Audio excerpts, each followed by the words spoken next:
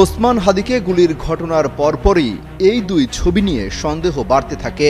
একটা ছবিতে দেখা যায় কালো জ্যাকেট এবং মাস্ক পরে হাদির পাশেই বসে আছে, অন্যরা হাত মিলিয়ে চলে যাচ্ছেন। কিন্তু হাদির পাশে বসে থাকা এই যুবককে সন্দেহ তৈরি হয় আরেকটা ছবি দেখে। গায়ে কালো পাঞ্জাবি, কালো মাস্ক, গলায় চাদর এবং পরনে জিন্স প্যান্ট ছিল। গুলি করার সিসিটিভির দৃশ্য প্রকাশ্যে আসার পর সেই সন্দেহ পরিষ্কার হতে থাকে। মোটরসাইকেলে করে হামলায় অংশ নেওয়া দুই ব্যক্তি এবং হাদির সাথে প্রচারণা চালিয়ে যাওয়া দুই ব্যক্তির ছবি বিশ্লেষণ করেছে দ্য ডিসেন্ট। তারা নিশ্চিত হয়েছে যে বাইক থেকে গুলি ছোড়া দুই ব্যক্তি আজ দুপুরে মতিঝিল ওয়াবদা মাদ্রাসা এলাকায় হাদির সাথেই মাস্ক পরা অবস্থায় জনসংযোগে অংশ নিয়েছিল।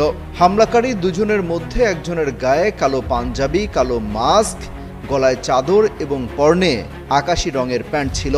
অন্যজনের গায়ে কালো ব্লেজার, কালো মাস্ক, চোখে চশমা, পায়ে চামড়া রঙের জুতা ছিল।